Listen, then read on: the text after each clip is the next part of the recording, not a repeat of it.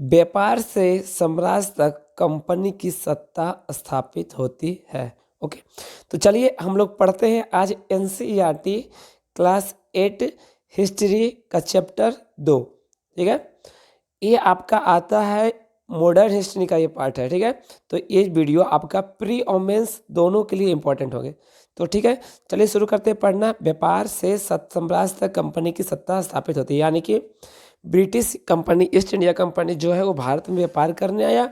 उसके बाद इतना बड़ा साम्राज्य में किस तरह से अपना सत्ता स्थापित कर लिया, उसके बारे में इस चैप्टर में हम पढ़ेंगे। ठीक है, तो चलिए देखिए, एक आपसे एक रिक्वेस्ट है कि जब भी आप पढ़ाया कर रहे हैं इसको, आप इस चैप्टर को पढ़ रहे हैं, तो आप पेन और पेपर लेके बैठे। ठीक है, कॉपी और पेन लेके बैठे, ताकि इसमें जो भी स्पेशल नोट्स हैं वो आपको यहाँ पे हम अंडरलाइन कर देंगे, आपको बता देंगे, आप उसको लिख लीजिएगा। इससे क्या होगा कि बार बार आपको पढ़ने की जरूरत नहीं पड़ेगी। जो इंपॉर्टेंट जो आपका बनता है बाद में निकलता है लिखने के बाद, उसको आप पढ़ लीजिएगा तो आपका काम हो जाएगा। ठीक है, तो चलिए शुरू करते हैं। देखिए, मुगल बादशाहों में औरंगजेब आखिरी शक्तिशाली बादशाह थे, जिन्होंने वर्तमान भारत के एक बहुत बड़े हिस्से पर नियंत्रण स्थापित कर लिया था। ओके, उसके बाद 1707 में उनकी मृत्यु हो गई। तो याद रखिएगा, औरंगजेब की मृत्यु हुई 1707 ईस्वी में। ठीक है, तो इस डेट को थोड़ा सा नोट डाउन कर लीजिए। ओके, कि औरंगजेब की मृत्यु हो गई 1707 में। उसके बाद क्या हुआ कि सारे मुगल जो सूबेदार और बड़े बड़े जमींदार थे, वो अपनी ताकत दिखाने शुरू कर दिए थे। उन्हें अपनी क्षेत्रीय रियासतें कायम कर ली थी। जैसे विभिन्न भागों में ताकतवर क्षेत्रीय रियासतें सामने आने लगी। दिल्ली अधिक दिनों तक प्रभावित केंद्र के रूप में नहीं हो सकी, क्योंकि छोटे छोटे जो सूबेदार और जमींदार थे वो उभर के ऊपर आ गए एकाएक, क्योंकि उसके जो मेन लीडर थे उनकी मृत्यु हो गई, तो अपना ताकत दिखाना शुरू कर दिए। उसके बाद क्या हुआ कि 18वीं सदी उत्तरार्ध तक राजनीतिक क्षितिज पर अंग्रेजों के रूप में एक नई ताकत उभरने लगी थी। क्या आप जानते हैं कि अंग्रेजी पहले पहल एक छोटी सी व्यापारिक कंपनी के रूप में भारत में आए थे। अंग्रेज का आने का मकसद था व्यापार करना, एक ही मकसद था, बिल्कुल सत्ता स्थापित करना उनका मकसद नहीं था। ठीक है, और यहाँ के इलाकों पर कब्जे में इनकी ज़्यादा दिलचस्पी बिल्कुल नहीं थी। तो फिर कैसे हुआ कि दिन वे दिन एक विशाल साम्राज्य के स्वामी बन बैठे। इस चैप्टर में आगे हम लोग इसके बारे में पढ़ेंगे। ठीक है, चलिए देखते हैं। देखो, पूर्व में ईस्ट इंडिया कंपनी का आना, इसके बारे में हम यहाँ पे देखते हैं।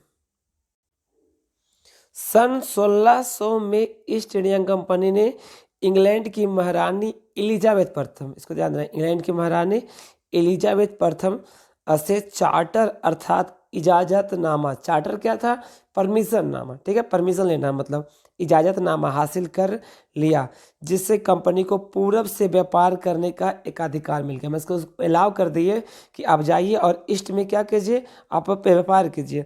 इस इजाजतनामे का मतलब यह था कि इंग्लैंड की कोई और व्यापारिक कंपनी इस इलाके में ईस्ट इंडिया कंपनी के कंपटीशन नहीं करेगा। ठीक है, तो अब इजाज़तनामा दे दी एलिजाबेथ प्रथम। उसका मतलब क्या था, उसका मतलब ये था कि आप जाइए ईस्ट में व्यापार कीजिए, आपका कंपटीशन करने के लिए कोई और ब्रिटिश कंपनी नहीं जाएगी। ठीक है, उसके बाद देखिए, इस चार्टर के सहारे सारे कंपनी समुद्र पार जाकर एक नए इलाकों को खंगाल सकती थी। वहां से सस्ती कीमत पर चीज़ें खरीद कर उन्हें यूरोप में ऊंची कीमत पर बेच सकती थी। कंपनी को दूसरी अंग्रेज वाणिज्य कंपनियों की प्रतिस्पर्धा है का कोई भय नहीं था, क्योंकि वहाँ पर इजाज़तनामा मिल गया था कि आप जाइए और सिर्फ आप ही इसमें व्यापार कीजिएगा। उस जमाने में वाणिज्य कंपनियां मोटे तौर पर प्रतिस्पर्धा से बचकर ही मुनाफा कमा सकती थी। अगर कोई प्रतिस्पर्धी ना हो तभी वह सस्ती चीज़ें खरीद कर ज़्यादा कीमत पर बेच सकती है। अगर कंपटीशन हो गया तो फिर उसका रेट उतना नहीं मिल पाएगा, इसलिए वहाँ पे कोई कंपटीशन था ही नहीं। चलिए यहाँ पे थोड़ा सा समझ लीजिए, वाणिज्यिक जो यहाँ पे वर्ड यूज हुआ है इसका मतलब क्या है। एक ऐसा व्यावसायिक उद्यम जिसमें चीज़ों को सस्ती कीमत पर खरीद कर और ज़्यादा कीमत पर बेचकर, यानी मुख्य रूप से व्यापार के जरिए मुनाफा कमाया जाता है। ठीक है, चलिए आगे देखते हैं। लेकिन यह शाही दस्तावेज दूसरी यूरोपीय ताकतों को पूरब के व्यापार में आने से रोक नहीं सकता। ये जो इजाज़तनामा था सिर्फ इंग्लैंड यानी कि ब्रिटेन का कंपनी था, इंग्लैंड का, सिर्फ वही उसी के लिए था। और यूरोप में और बाकी देश था वो भी व्यापार करने के लिए ईस्ट में पहुंच चुका था, तो उसको नहीं रोक सकता था। जब तक इंग्लैंड के जहाज अफ्रीका के पश्चिम तट को छूते हुए केप ऑफ गुड होप का चक्कर लगाकर हिंद महासागर पार करते, तब तक पुर्तगालियों ने भारत के पश्चिमी तट पर अपनी उपस्थिति दर्ज कर ली थी। तो यानी कि ब्रिटेन के पहले, इंग्लैंड के आने के पहले आपको पुर्तगाली यहाँ ऑलरेडी पहुँच चुके थे। वो एक कहाँ ठिकाना बनाए थे? तो गोवा में उनका ठिकाना, पुर्तगालियों का ठिकाना गोवा था।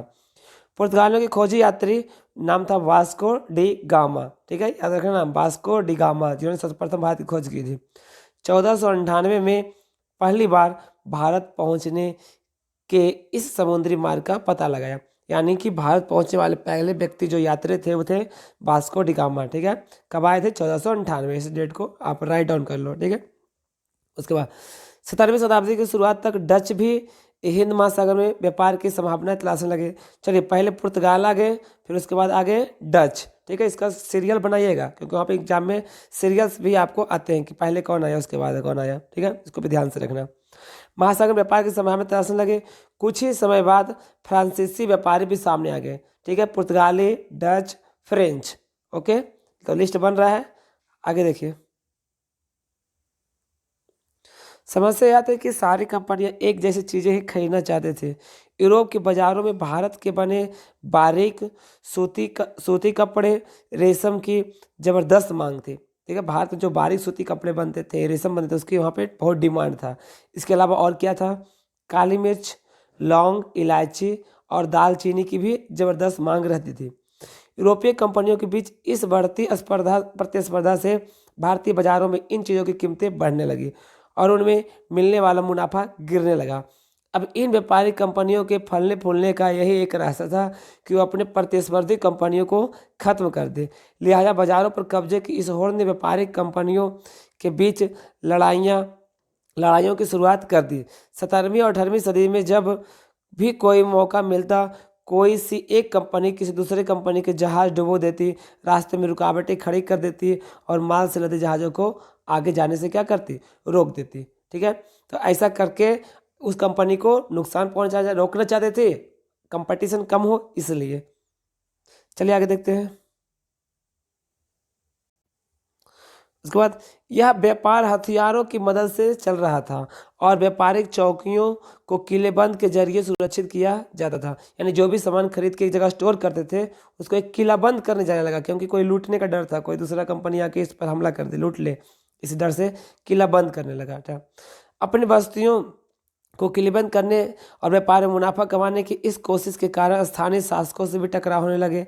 इस प्रकार व्यापार और राजनीति एक दूसरे से अलग रखना कंपनी के लिए मुश्किल होता जा रहा था। आइए देखिए कि यह कैसे होगा। ठीक है, आगे देखिए। इसके बाद आता है ईस्ट इंडिया कंपनी बंगाल में व्यापार शुरू करती है। ठीक है, पहली इंग्लिश फैक्ट्री 1651, इसको याद रखिएगा, पहली इंग्लिश फैक्ट्री 1651 में हुगली नदी के किनारे शुरू हुई थी। कंपनी के व्यापार यहीं से अपना काम चलाते थे। इस व्यापारियों को उस जमाने में फैक्टर कहा जाता था। उस जमाने जो व्यापारी थे उसको फैक्टर कहा जाता था। इस फैक्ट्री में वेयर हाउस था जहां निर्यात होने वाले चीज़ों को जमा किया जाता था। वहीं से उनके दफ्तर थे जिनमें कंपनी के अफसर बैठते थे। जैसे जैसे व्यापार फैला, कंपनी ने सौदागरों और व्यापारियों को फैक्ट्री के आसपास आकर बसने के लिए प्रेरित कर दिया। उसके बाद 1696 तक कंपनी ने इस आबादी के चारों तरफ एक किला बनाना शुरू कर दिया था। ठीक है, 2 साल बाद उसमें मुगल अफसरों को रिश्वत देकर 3 गांवों की जमींदारी भी खरीद ली। चलिए, यहाँ पे शुरू हो गया कब्जा होना। 1696 तक कंपनी ने इस आबादी के चारों तरफ एक किला बनाना शुरू कर दिया। उसके बाद क्या किया? मुगल अफसरों को घूस देके उस 3 गांवों को क्या कर लिया? जमींदारी भी ले ली। इनमें से एक गांव क्या था? कालीकाता। एक गांव था कालीकाता, जो बाद में क्या बन गया? कलकत्ता, क्योंकि अंग्रेज को इस नाम बोलने में बड़ा प्रॉब्लम हो रहा था, कालीकत्ता, इसलिए कालीकत्ता कलकत्ता बन गया। ठीक है, अब इसे कोलकाता कहा जाता है, अब एक समय में इसे कोलकाता कहते हैं हम लोग। कंपनी ने मुगल सम्राट औरंगजेब को इस बात के लिए भी तैयार कर लिया कि वह कंपनी को बिना शुल्क चुकाए व्यापार करने का फरमान क्या कर दे, जारी कर दे। फरमान मतलब एक शाही आदेश दे दे कि भैया हम कोई भी टैक्स नहीं देंगे, व्यापार करेंगे, ठीक है। उसके बाद देखिए क्या हुआ, कंपनी ज़्यादा से ज़्यादा रियायतें हासिल करने और पहले से मौजूद अधिकारों का ज़्यादा से ज़्यादा फायदा उठाने में लगी हुई थी। उदाहरण के लिए औरंगजेब के फरमान से केवल कंपनी की ही शुल्क मुक्त व्यापार का अधिकार मिला था। कंपनी के जो अफसर निजी तौर पर व्यापार चलाते थे या छूट नहीं थी, मतलब जो अफसर वहाँ काम करते थे निजी तौर पर जो भी व्यापार करते थे, जो इनकम कमाते थे, उन्हें उन्हें यह छूट नहीं था कि वो टैक्स नहीं देगा, उनको टैक्स देना था, लेकिन वो भी मनमाना करते थे। लेकिन उन्होंने भी टैक्स चुनाने से क्या कर दिया, इनकार कर दिया। इससे बंगाल में राजस्व वसूली बहुत कम हो गई। ऐसे में भला बंगाल के नवाब जो थे मुर्शिद कुली खान, वो विरोध क्यों ना करते, क्योंकि उनको प्रॉपर टैक्स जो है वो नहीं मिल पा रहा था, तो वो खर्च कहाँ से करते, इसलिए वो विरोध करना क्या करते हैं, शुरू कर दें। यहाँ पर देखिए एक चित्र है बिल्कुल, जो कि मद्रास के जहाज़ों के सामान लाते हुए स्थानीय नौका विलियम सिम्पसन द्वारा बनाया गया एक चित्र है 1897 में। ऐसी ये चित्र जहाँ से ये व्यापार हो रही थी नौकाओं से। ओके, चलिए देखते हैं नेक्स्ट। चलिए यहाँ तक देखे थे बंगाल में व्यापार किस तरह से करते किया या ईस्ट इंडिया कंपनी ने किया। अब देखिए व्यापार तो कर रहा था बिल्कुल सही से, लेकिन उसके बाद युद्ध की नौबत क्यों आ गई, क्यों व्यापार से कहा कि ये युद्ध करने लगा, तो इसकी नौबत क्यों आई आगे देखिए। इस पर बताया गया है कि 18वीं सदी की शुरुआत में कंपनी और बंगाल के नवाबों का टकराव काफ़ी बढ़ गया था, ठीक है। औरंगजेब की मृत्यु जब होगी, मृत्यु के बाद बंगाल के नवाब अपनी ताकत दिखाने लगे थे, क्योंकि उसकी जो सेंटर थे, केंद्र था दिल्ली, उसका तो वहाँ पर राजा था वो मर चुका था, तो अब इसकी ताकत अपना दिखाने की कोशिश कर दिया। उस समय दूसरी क्षेत्रीय ताकतों की स्थिति भी ऐसी ही थी। मुर्शिद कुली खान के बाद अली वर्दी खान और उसके बाद सिराजुद्दौला बंगाल के नवाब बने। इसे याद रखना, इस सीरीज को याद रखिए। पहले थे कौन सा, मुर्शिद कुली खान के बाद पहले थे मुर्शिद कुली खान, फिर आगे कौन, अली वर्दी खान, उसके बाद आगे सिराजुद्दौला बंगाल के नवाब। तीनों का सीरीज याद रखना, ठीक है। मुर्शिद कुली, अली वर्दी, फिर सिराजुद्दौला। ये सभी शक्तिशाली शासक थे। उन्होंने कंपनी को रियायतें देने से क्या कर दिया, बिल्कुल मना कर दिया कि हम आपको जो रियायत जो दिए थे कौन, औरंगजेब, उसको हम खारिज करते हैं, उसको बिल्कुल नहीं मानेंगे। उन्होंने रियायत मना कर दिया। व्यापार का अधिकार देने के बदले कंपनी से नजराने मांगे, मतलब बदले में कि अधिकार देंगे मेरा व्यापार कीजिए, लेकिन इसके बदले आपको टैक्स देना पड़ेगा, नजराना देना पड़ेगा। उसे सिक्के ढालने का अधिकार नहीं दिया कि आप सिक्के बिल्कुल न डाल सकते हैं, और उसके किलेबंदी को बढ़ाने से क्या कर दिया, रोक दिया कि इसके आगे आप किलाबंदी नहीं कर सकते हैं। कंपनी पर धोखाधड़ी का आरोप लगाते हुए उन्हें दलील दी कि इसकी वजह से बंगाल सरकार को राजस्व को वसूली बहुत कम हो रही थी। बिल्कुल बहुत वसूली जो बहुत कम हो रही थी, क्योंकि वहाँ पे टैक्स तो उसको मिल ही नहीं रहा था, तो वसूली बहुत कम हो रही थी। ये तर्क उन्होंने दिया और तर्क बिल्कुल जायज़ था। और नवाबों की ताकत कमज़ोर पड़ रही थी, कंपनी टैक्स चुकाने को तैयार नहीं थी। उनके अफसर ने अपमानजनक चिट्ठियां लिखी और नवाबों उनके अधिकारों को अपमानित करने का प्रयास किया। कंपनी का क्या करना था कि कंपनी कहना था कि स्थानीय अधिकारियों के बेतुकी मांगों से कंपनी का व्यापार तबाह हो रहा है। व्यापार तभी फल फूल सकता है जब सरकार शुल्क हटा दे। कंपनी को इस बात का भी यकीन था कि अपना व्यापार फैलाने के लिए उसे अपनी आबादी बढ़ानी होगी, गांव खरीदने होंगे और किलों को पुनर्निर्माण करना होगा ताकि ज़्यादा से ज़्यादा चीज़ों को स्टोर कर सके। ये उनका तर्क था, ठीक है। ये टकराव के दिनों दिन गंभीर होते गई। अंततः इस टकराव का परिणाम कौन सा युद्ध हो गया, प्लासी की एक प्रसिद्ध युद्ध हो गई, क्योंकि दोनों पीछे हटने के लिए राजी नहीं थे। जो कंपनी थी वो भी पीछे हटने के राजी नहीं था, और उसके वहाँ के जो नवाब थे वो पीछे नहीं हटने के राजी नहीं थे। उनका लाजमी था, क्योंकि टैक्स कम हो रहा था तो राजस्व बहुत घाटे में चल रहा था, इसलिए वो भी पीछे नहीं हट रहे थे। तो उसके बाद यही स्थिति को लेकर आ गया प्लासी का युद्ध। चलिए देखते हैं हम इसके बारे में, प्लासी के युद्ध के बारे में आगे। जो देखो क्या हुआ, 1756 में अली वर्दी की मृत्यु हो गई। 1756 में अली वर्दी खान की क्या हो गई, मृत्यु हो गई। उसके बाद बंगाल के नवाब कौन बन गए, सिराजुद्दौला। बंगाल के नवाब बन गए सिराजुद्दौला बन गए। ओके, तो अली वर्दी की मृत्यु के बाद बन गए सिराजुद्दौला। कंपनी को सिराजुद्दौला की ताकत से काफ़ी भय था। सिराजुद्दौला की जगह कंपनी एक ऐसी कठपुतली नवाब चाहती थी जो इसे व्यापारिक रियायतें और अन्य सुविधाएं आसानी से देने में आनाकानी ना करे। कठपुतली का मतलब ये होता है कि वैसा शासक जो बिल्कुल कंपनी के नियंत्रण हो, कंपनी जो कहे वो बात माने, ठीक है, वो चाहता था कंपनी करना। कंपनी ने प्रयास किया कि सिराजदौला के प्रतिबंधियों में से किसी एक को नवाब बना दिया जाए। कंपनी को कामयाबी नहीं मिली।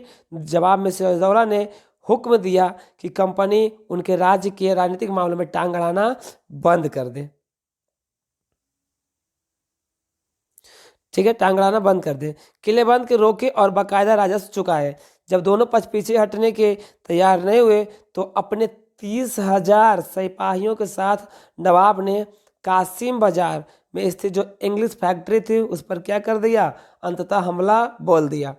नवाब की फौजों ने कंपनी के अफसरों को गिरफ्तार कर लिया, गोदाम पर ताला जड़ दिया, अंग्रेजों के हथियार छीन लिए और अंग्रेज जहाज़ों को घेरे में ले लिया। उसके बाद क्या हुआ कि नवाब ने कंपनी के कलकत्ता स्थित किले पर कब्जे के लिए रुख कर दिया। अब सीधा कलकत्ता पर रुख कर दिया, चलो यहाँ काम हो गया, अब चलते हैं कलकत्ता पर उसको कब्जा करने के लिए। अब उसके बाद क्या हुआ कि कलकत्ता के हाथ निकल जाने की खबर सुनने पर मद्रास में तैनात कंपनी के अफसरों ने रॉबर्ट क्लाइव के नेतृत्व में सेनाओं को रवाना कर दिया। अरे भाई, ऐसा न्यूज़ सुनेगा तो कोई भी हो जाएगा। तो इस तरह से वहाँ पर जो अफसर तैयार थे, कौन सा कल यहाँ पर मद्रास में, वो रॉबर्ट क्लाइव के नेतृत्व में वहाँ से सेना क्या हो गया, नवाब यहाँ पे तैयार हो गए यहाँ पे कूच करने के लिए। उसके बाद क्या हुआ, इस सेना को नौसैनिकों के बेड़े से भी क्या हो रही थी, साथ ही साथ मदद मिल रही थी। नौसेना भी इसके मदद के लिए आगे आ गए। इसके बाद देखो क्या हुआ, आगे देखते हैं। देखिए इसके बाद क्या हो, देखिए नवाब के साथ लंबे समय तक सौदेबाजी चली। आखिरकार 1757 में रॉबर्ट क्लाइव ने प्लासी के मैदान में सिराजदौला के खिलाफ कंपनी की सेना के नेतृत्व किया। ओके, अब उसके बाद देखिए, अब अंग्रेज का पक्ष वो भी पीछे हटने को राजी नहीं था और साथ ही साथ सिराजदौला वो भी पीछे हटने को राजी नहीं थे। ठीक है, तो अब दोनों पीछे हटने को राजी नहीं थे, तो अंततः यहाँ पे युद्ध होना शुरू हुआ। तो ये युद्ध 1757 में जो कंपनी थी उसकी तरफ से नेतृत्व कर रहे थे रॉबर्ट क्लाइव और यहाँ पे थे सिराजदौला। अब उस युद्ध में क्या हुआ कि सिराजदौला की हार हो गई। देखिए हार का एक बहुत बड़ा कारण क्या था कि उसके एक सेनापति थे, कौन, मीर जाफर, सेनापति थे मीर जाफर। उसको क्लाइव ने यह कहकर अपने साथ मिला लिया था कि सिराजदौला को हटाकर मीर जाफर को क्या कर दिया जाएगा, बंगाल का नवाब बना दिया जाएगा। इसलिए मीर जाफर की जो टुकड़ियां थी वो युद्ध में हिस्सा ही नहीं लिया। इस कारण से सिराजदौला की अंततः क्या हो गई, हार हो गई। देखिए उस समय सिराजदौला की ताकत बहुत ज़्यादा था, उसको हरा पाना ब्रिटेन के लिए यानी कि कंपनी के लिए बहुत मुश्किल काम था। इसलिए वहाँ पे उन्होंने यही नीति अपनाई, फूट डालो और राज करो। उन्होंने मीर जाफर को अपने साथ मिला लिया और युद्ध आसानी से जीत गए। ठीक है, चलिए देखते हैं इसके आगे क्या है। आगे देखिए, प्लासी की जंग इसलिए महत्वपूर्ण मानी जाती है कि क्योंकि भारत में यह कंपनी की पहली बड़ी जीत है। ठीक है, इस बात को आप इस लाइन को अंडरलाइन कर लेना कि भारत में कंपनी की सबसे बड़ी जो जीत हुई वो थी प्लासी का युद्ध। इससे तो क्या होगा, इससे हुआ कि प्लासी जंग के बाद सिराजदौला को मार दिया गया। ठीक है, और मीर जाफर क्या बन गए, नवाब बन गए। मीर जाफर को नवाब बना गया, क्योंकि बात तो यही हुआ था कि मीर जाफर मेरे यहाँ आ जाओ, हम तुमको नवाब बना देंगे बंगाल का, वही काम हुआ। कंपनी अभी भी शासन की जिम्मेदारी संभालने को तैयार नहीं थी। उनका मूल उद्देश्य अभी भी व्यापार फैलाना था। ठीक है, ये युद्ध भी किए किस कारण से, ताकि हमको रोके व्यापार करने से, नहीं इसलिए रोके, इसलिए नहीं कि हमको सत्ता स्थापित करना है। अगर यह काम स्थानीय शासकों को मदद से बिना लड़ाई लड़े किया जा सकता था तो किसी राज्य के सीधे अपने कब्जे में लेने की क्या जरूरत थी। जल्दी कंपनी को एहसास होने लगा कि यह रास्ता भी आसान नहीं था। कठपुतली नवाब भी हमेशा कंपनी के इशारों पर नहीं चलते थे। आखिरकार उन्हें भी तो अपनी प्रजा की नज़र में सम्मान और संप्रभुता दिखाना पड़ता था। इसलिए अब वहाँ कठपुतली जो सरकार बना दी, जो कठपुतली बना दी है नवाब, वो बिल्कुल इनके इशारों पर काम नहीं कर रहा था। चलिए अब क्या होगा भाई, देखो अब क्या हुआ। तो फिर कंपनी क्या करती, जब मीर जाफर ने कंपनी का विरोध किया तो कंपनी ने उसे हटाकर मीर कासिम को क्या कर दिया गया, नवाब बना दिया। जब मीर कासिम परेशान करने लगा तो बक्सर की लड़ाई हो गई। ठीक है, तो बक्सर की लड़ाई, स्टेट को याद रखना, बक्सर की लड़ाई 1764। ओके, बक्सर की लड़ाई 1764 को उसने भी हराना पड़ा। तो यहाँ पे बक्सर की लड़ाई में भी मीर कासिम को क्या हो गया, वहाँ पे हार हो गई। उसे बंगाल से बाहर कर दिया गया और मीर जाफर को दोबारा नवाब बना दिया गया। ओके, अब नवाब को हर महीने 5 लाख रुपए चुकाने थे। उस समय में 5 लाख एक बहुत बड़ी राशि थी, वो चुकाने थे, ठीक है, उसके हर्जाना के रूप में। कंपनी अपने सैनिक खर्चों, निपटने, व्यापारिक जरूरतों तथा अन्य खर्चों को पूरा करने के लिए भैया उसको पैसा चाहिए था, वो पैसा चाहिए था, तो कंपनी ज़्यादा इलाके और ज़्यादा कमाई चाहती थी। 1765 में जब मीर जाफर की मृत्यु हुई तब कंपनी के इरादे बदल चुके थे। कठपुतली नवाब के साथ उसके खराब अनुभवों को देखते हुए क्लाइव ने ऐलान किया कि अब हमें खुद ही नवाब बनना पड़ेगा, क्योंकि कठपुतली का भरोसा नहीं रहा, क्योंकि दो बार धोखा खा चुका था ये। इसलिए अभी निर्णय लिया क्लाइव ने कि हम खुद अब नवाब बनेंगे। आगे, आखिरकार 1765 में मुगल सम्राट ने कंपनी को ही बंगाल प्रांत का दीवान नियुक्त कर दिया। दीवानी मिलने के कारण कंपनी को बंगाल के विशाल राजस्व संसाधनों पर नियंत्रण मिल गया था। इस तरह कंपनी की एक पुरानी समस्या हल हो गई थी। 18वीं सदी की शुरुआत से ही भारत के साथ उसका व्यापार बढ़ता जा रहा था, लेकिन उसे भारत से ज़्यादा चीज़ें ब्रिटेन से लाए गए सोने और चांदी के बदले में खरीदनी पड़ती थी। इनकी वजह से ये थी कि उस समय ब्रिटेन के पास भारत में बेचने के लिए कोई चीज़ नहीं थी। प्लासी की जंग के बाद ब्रिटेन से सोने की निकासी कम होने लगी और बंगाल के दीवाने मिलने के बाद तो ब्रिटेन से सोना लाने की ज़रूरत ही नहीं थी। कारण, क्योंकि यहाँ की जो इनकम होता था बंगाल से, वही इनकम से ही ये चीज़ें खरीद के वहाँ पे ब्रिटेन में ले जाकर बेचते थे। अब भारत से होने वाले आमदनी के सहारे ही कंपनी अपने खर्च चला सकती थी, यानी यहाँ जो भी खर्चा होती थी, भारत से जो इनकम हुआ उसी से चलाना शुरू कर दिया। इस कमाई से कंपनी भारत में सूती, रेशम कपड़ा खरीद सकती थी, अपनी फौजों को संभाल सकती थी, कलकत्ते में किलों और दफ्तरों के निर्माण की लागत उठा सकती थी। मतलब यहाँ जो भी खर्चा होगा सारा खर्चा यहीं के इनकम से कमा के आपको लगाएंगे, ब्रिटेन से कुछ भी लाने की जरूरत नहीं होगी। अब क्या हुआ, कंपनी के जो अफसर थे वो नवाब बन बैठे। नवाब शब्द जो है, देखिए नवाब बनने का क्या मतलब है, इसका मतलब यह तो यही था कि कंपनी के पास अब सत्ता और ताकत थी। अब फाइनली सत्ता भी आ गया, ताकत भी आ गया। इसके कुछ और फायदे भी थे। कंपनी हर कर्मचारी नवाबों की तरह जीने का ख्वाब देखने लगे। नवाब हो तो वो अंग्रेज लोग बोलते हैं नवाब, इस तरह से शब्द यूज करते हैं नवाब, ठीक है। चलिए नेक्स्ट देखते हैं। अब उसके बाद देखिए, प्लासी के युद्ध तो जीत चुका था अंग्रेज। अब बिल्कुल उसके बाद क्या हुआ, प्लासी के युद्ध के बाद बंगाल के असली नवाबों को इस बात के लिए बाध्य कर दिया था कि वे कंपनी के अफसरों को निजी तोहफे के तौर पर जमीन और बहुत सारा पैसा दें। खुद रॉबर्ट क्लाइव ने ही भारत में बेहिसाब दौलत जमा कर दी थी। 1743 में जब वह इंग्लैंड से मद्रास आया था तो महज उनकी उम्र कितनी थी, 18 साल थी। 1767 में जब वह 2 बार गवर्नर बनने के बाद, जो लॉर्ड क्लाइव था वो 2 बार गवर्नर बना, ठीक है, तो उसके बाद हमेशा के लिए भारत से रवाना हुआ। 1767 में 2 बार गवर्नर बना, भारत के लिए रवाना हो गया, आया था 1743 में। यहाँ से उनकी दौलत देख लो, 51 सैकड़ा, हजार, 10,000, लाख, 4,11,2 पाउंड के बराबर थी। कितनी बेमिसाल संपत्ति यहाँ से लूट के ले गया था, बिल्कुल लूट के ले गया था भारत से। कितनी सी बेमिसाल संपत्ति यहाँ से ले गया था, सोच सकते हैं।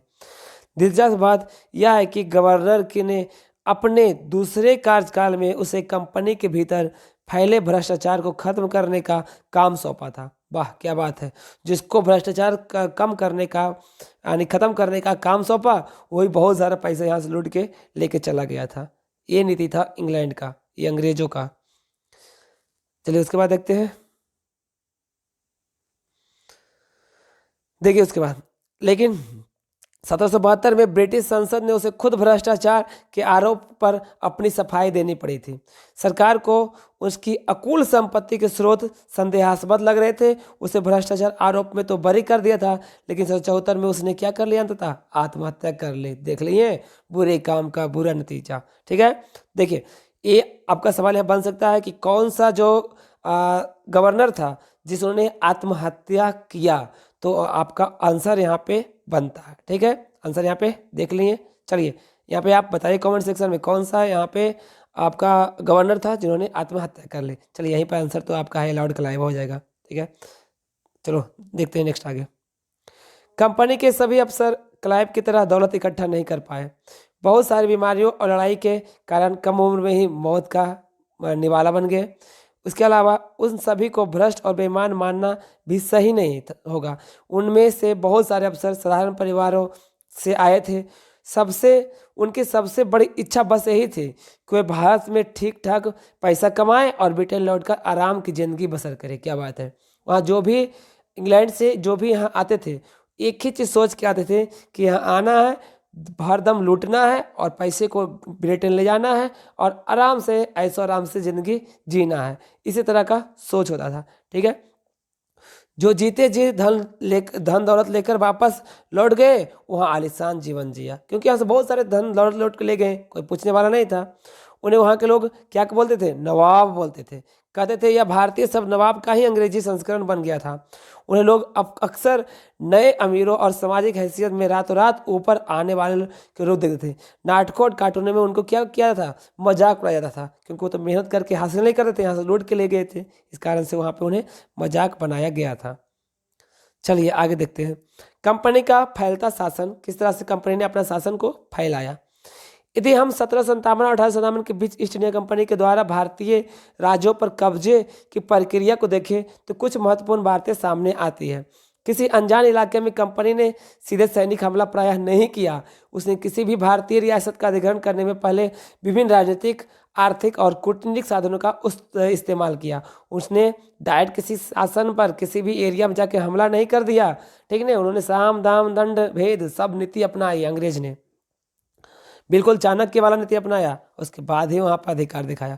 बक्सर की लड़ाई 1764 याद रखिए, पहले भी आया था, के बाद कंपनी ने भारतीय रियासतों के रेजिमेंट तैयार कर दिए थे। ये कंपनी राजनीतिक या व्यावसायिक प्रतिनिधि होते थे। उनका काम कंपनी के हितों की रक्षा करना और उन्हें आगे बढ़ाना था। रेजिमेंट के माध्यम से कंपनी के अधिकारी भारतीय राज्यों के भीतर मामलों में भी दखल देने लगे थे। अगला राजा कौन होगा, किस पद पर होगा, किसको बिठाया जाएगा, इस तरह की चीज़ें भी कंपनी के अफसर तय करना चाहते थे। ठीक है, पूरा बागडोर अपने हाथों में लेना चाहते थे। कई बार कंपनी ने रियासतों पर सहायक संधि की थोप दी थी। अब वो बिल्कुल वहाँ पे अधिकार बढ़ने से अच्छा कि एक संधि कर लिया और कुछ बातों के लिए राजी करके उसको आराम से छोड़ दिया। जो रियायत इस बंदोबस्त को मान लेती थी उसे अपनी स्वतंत्र सेनाएं रखने का अधिकार नहीं रहता था, उसे कंपनी की तरफ से सुरक्षा मिलती थी। चलो देखते हैं नेक्स्ट आगे। देखिए, यानी कि एक संधि कर लेते थे और संधि के बाद क्या होता था कि वो उस वहाँ के जो भी सुरक्षा है उसके लिए कंपनी है वो खुद उसका जिम्मा ले लेता था। यानी कि सहायक सेना के रखरखाव के लिए वह कंपनी को पैसा देती थी, यानी कंपनी उसके बदले पैसा लेती थी सुरक्षा के लिए। अगर भारतीय शासक रकम अदा करने में चूक जाते थे तो जुर्माने के तौर पर उनका इलाका कंपनी अपने कब्जे में ले लेती थी। उदाहरण के लिए जब रिचर्ड बिलेजली गवर्नर जनरल थे, यानी कि बेलेजली जब गवर्नर जनरल थे 1798 से 1805 तक, तो उस समय अवध के नवाब को 1801 में अपना आधा इलाका कंपनी को सौंपने के लिए मजबूर कर दिया गया, क्योंकि नवाब सहायक सेना के लिए पैसा अदा करने से चूक गए थे। इसी आधार पर हैदराबाद के भी कई इलाके क्या कर लिए गए थे, छीन लिए गए थे। तो अंग्रेज का एक बहुत बड़ा फंडा था ये। ठीक है, इसके किसी क्षेत्र को कब्जा करने का। चलो आगे देखते हैं इसका। आगे देखिए, इसके बाद आपका यहाँ पे आता है टिप्पू सुल्तान। ठीक है, इसके आगे आपका जो आप देखना है वो आपको पढ़ना है टिप्पू सुल्तान। देखिए, अब यहाँ पे एक और ख्याल रखना ज़्यादा चाहिए कि वीडियो ज़्यादा लंबा ना हो। ठीक, इस बात को भी ध्यान रखा जाए। तो आपको यहीं तक रहते हैं, ये पार्ट 1 होगा। ठीक है, पार्ट 1 में आप यहीं तक रहते हैं, इसके बाद मिलते हैं हम नेक्स्ट पार्ट 2 में। ठीक है, तो पार्ट 2 में इसका सारा कर लेंगे, आपको पूरा क्लियर कर देंगे। ओके, तो चलिए बने रहिए और तैयारी जम के करते रहिए। ओके, चलो देखने के लिए धन्यवाद। और हाँ, सब्सक्राइब जरूर कीजिए, लाइक भी करना ना भूलें। चलिए धन्यवाद।